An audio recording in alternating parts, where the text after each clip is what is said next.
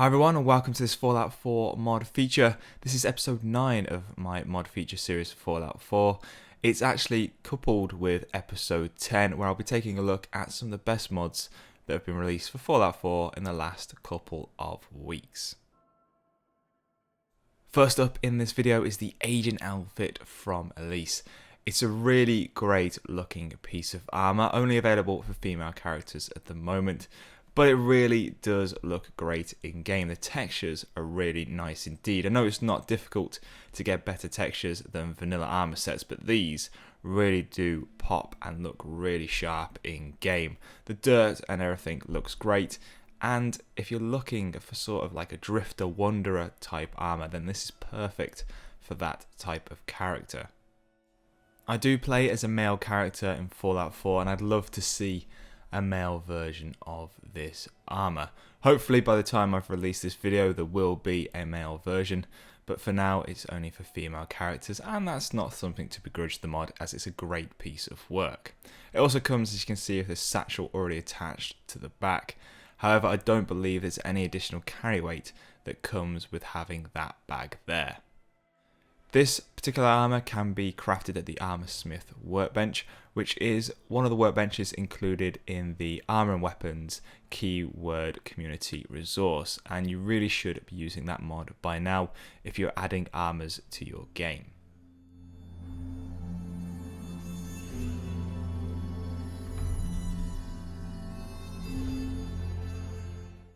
Next, we're going to take a look at 3 mods from one mod author, and the first is this cross-uni headset.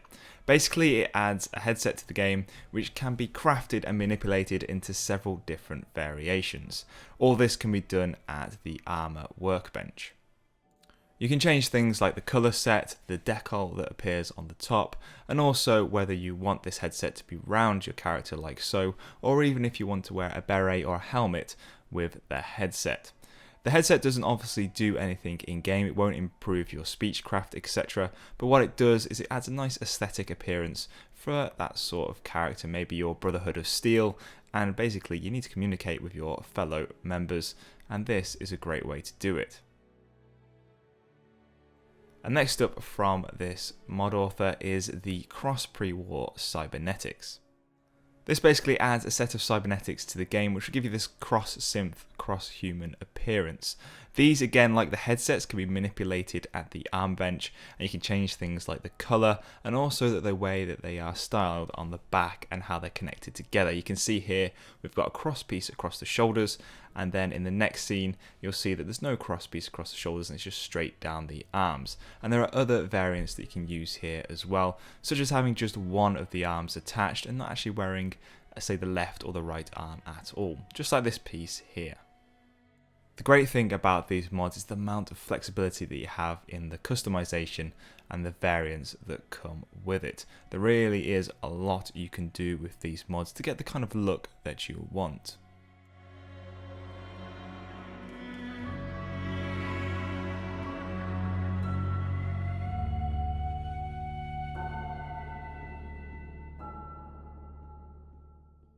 And the last one that I want to show you from this mod author is the Cross Cybernetics Exo-Frame. Now this gives you the appearance of having that frame on without having the power armor, and I really like this effect.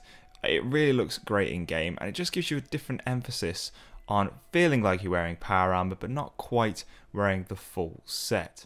Again, tons of variation with this mod. As you can see here, you can just wear one arm, 2 arms, the full set on the legs and back, etc, etc. Again, with these mods, there is a lot of variation that you can use. And if you like the look of these mods, I suggest you check out the mod author's other mods, as there are a couple others, and they all offer some really good variation and unique customization.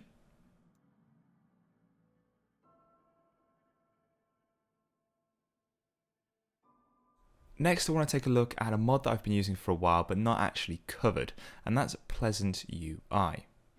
You can see here the basic effect for containers, etc, as this wipes over, and you can see that it basically puts it in the center, minimizes it, and gets rid of this horrible box type thing that you have. And to me it looks a lot nicer and does exactly what it says on the tin and becomes a pleasant UI. You can also see here the compass has been moved to the bottom left, and when we wipe over for the ammo etc on the right hand side, it just looks nicer down in the bottom right, a bit smaller and all on one line.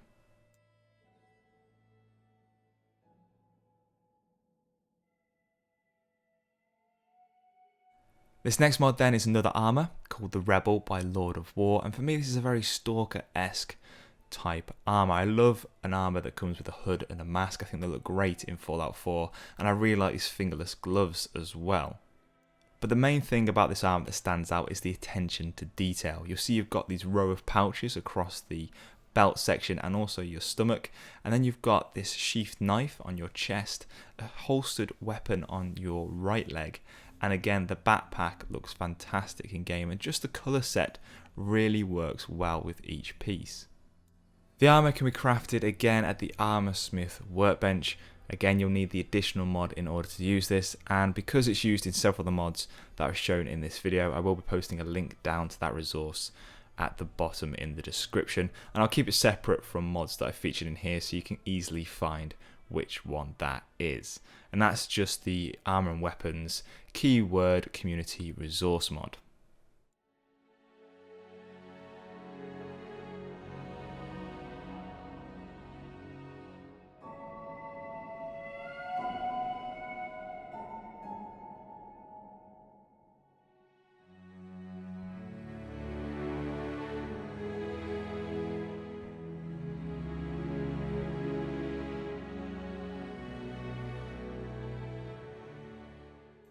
Okay, so we're coming on to the final mod in this video, and it's the Crossbows of the Commonwealth. Now this, as you can probably imagine, adds several craftable crossbows to the game. Now these can all be modded as well at the Armour workbench, and you can see here you can have fire arrows, which is a very nice addition. And for me, this is probably, we're only a first week into March, and this is probably one of the mods of the month, if not the mod of the month. I'll show you a couple here on this table so you can see close-ups from the modular type creations that you can make. There really is a lot of customization that you can do with these crossbows. It really has been nicely thought out. There still are some balancing issues maybe in combat, but hopefully those will be ironed out in the future. Now these crossbows have also been added to the level lists, so you will find enemies using them such as raiders, etc., and you will be able to pick up the odd crossbow off their cold dead corpses. So that means that you may actually be killed by a crossbow while you're playing through the game, and honestly these are probably one of the best weapons that I've seen for Fallout 4 so far. There have been some fantastic guns, but I've not seen too many crossbows. Now I would also like to see a bow and arrow if someone could add that to the game so I can play it like Far Cry if I really want to, but for now I'm very happy with this weapon mod and I'm having a lot of fun using it in game. For this scene here that you're watching, these are really low level raiders that I'm fighting, so you may not be one-shot kills with this crossbow in all circumstances. I have found that Deathclaws and higher level creatures are quite difficult to kill with them. I've also got God mode on here as well, so I'm not taking any damage whatsoever.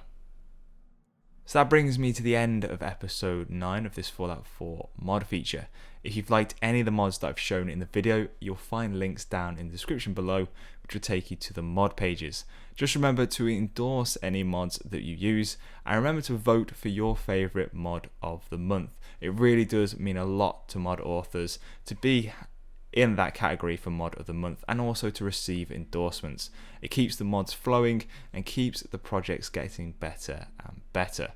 As always guys, thanks for watching, and I'll see you next time.